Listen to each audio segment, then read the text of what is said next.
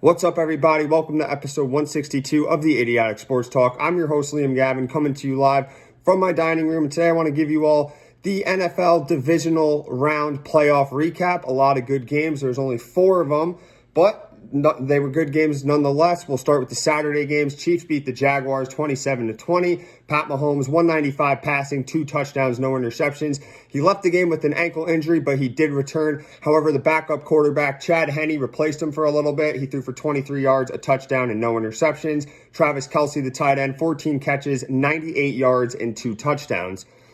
Trevor Lawrence of the Jaguars, 217 passing, a touchdown, and an interception. Travis Etienne, 62 rushing yards with a touchdown, and Christian Kirk had a touchdown catch.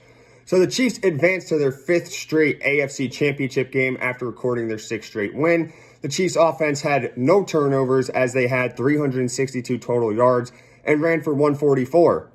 However, the Chiefs offense took a big hit in the second quarter when the quarterback Patrick Mahomes rolled his ankle and was sidelined for a bit. The backup Chad Henne came in and he did his part, leading the Chiefs on a touchdown drive in the absence of Mahomes. And Mahomes was able to return in the fourth quarter, and you could see he was limping. His ankle was messed up, and he threw a touchdown with 7 minutes left in the game to take a 27-17 lead. We'll see how Mahomes does with his ankle throughout the week. It was a high ankle sprain, really nothing to play with, but he came back in the game and did his thing.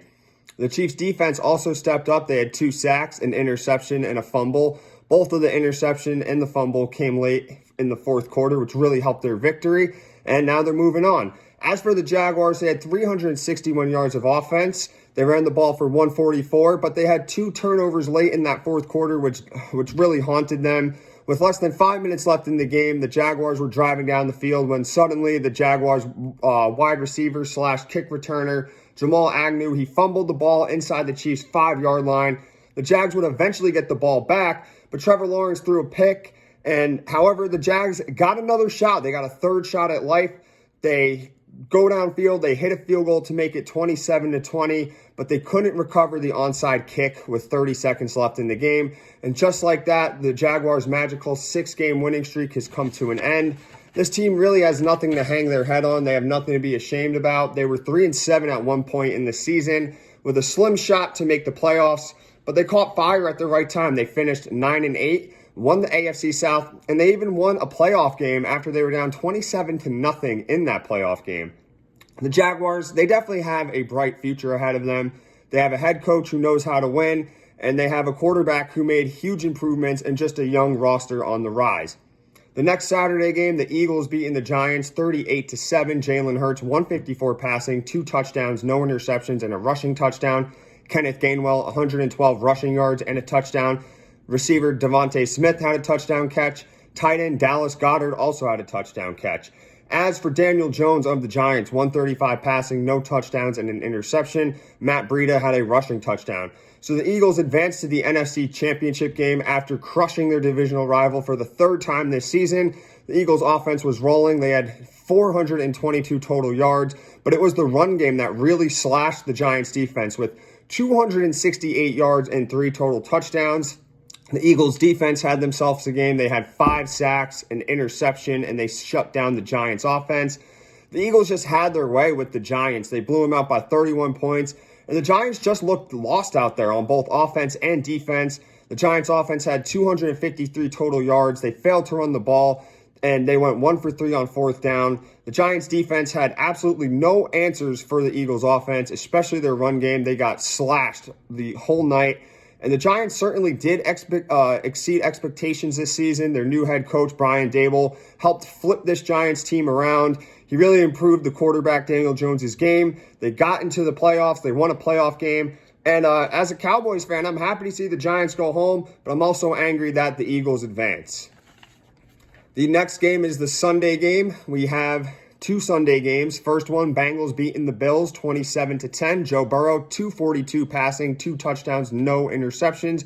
Joe Mixon, 105 rushing yards and a touchdown. Jamar Chase had a touchdown catch. And the tight end Hayden Hurst also had a touchdown catch. As for Josh Allen of the Bills, 265 passing, no touchdowns, an interception, and a rushing touchdown. Tight end Dawson Knox, 5 catches for 65 yards.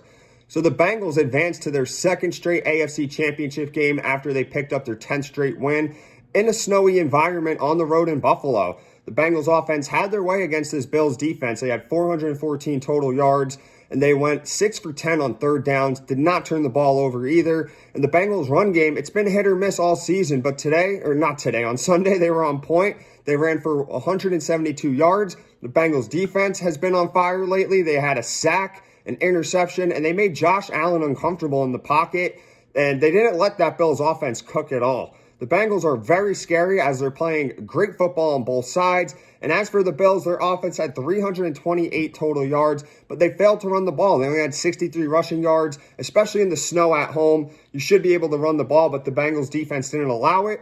This offense that's considered lethal for the Bills, they only scored 10 points. And the Bills defense, they just couldn't get off the field against this Bengals offense.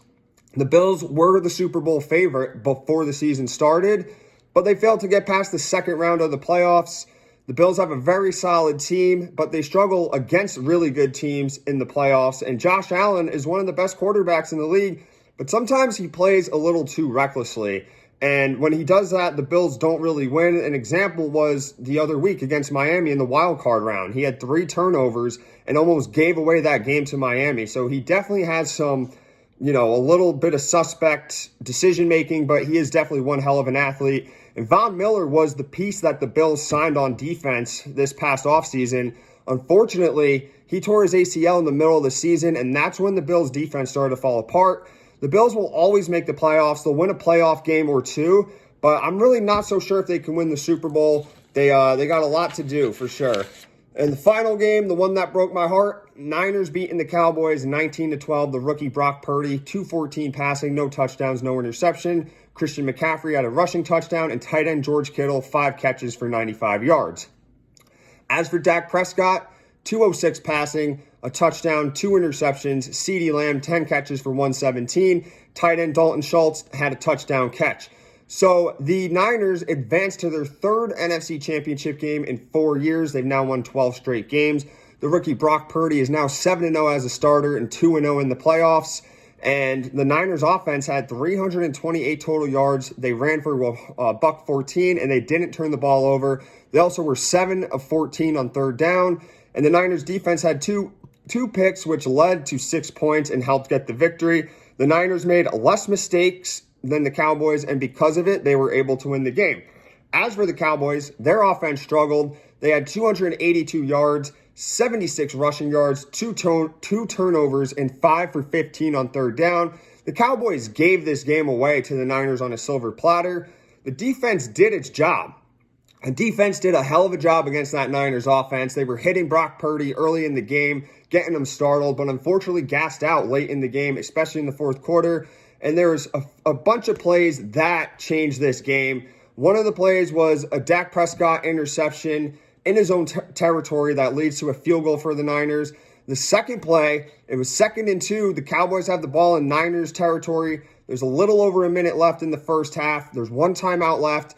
Dak Prescott is picked. It leads to another Niners field goal to tie the game before the first half ends.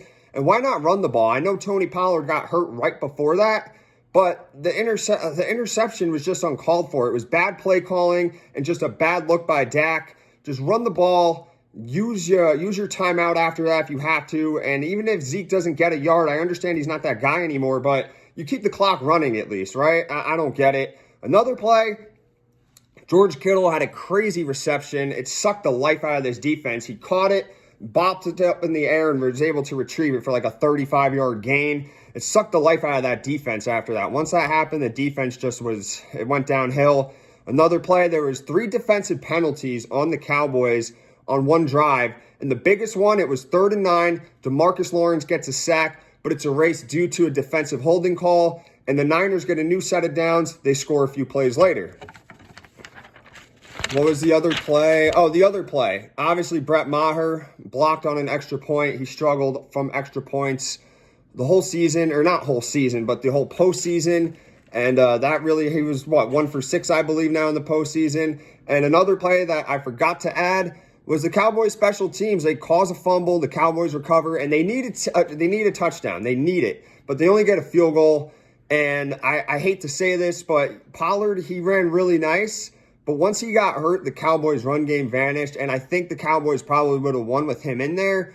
Who really knows if the result would have been different, but Pollard was having a good game, and then he broke his ankle, and it's just sad to see. It's just another heartbreaking loss, especially in the divisional round of the playoffs for the Cowboys. They haven't made it past the second round since I was a baby, and I was just surprised to see that they even made the playoffs and got a playoff win. When Dak got hurt week 1 with a broken hand, I thought the season was over, but shout out to Cooper Rush for stepping up and keeping the Cowboys afloat.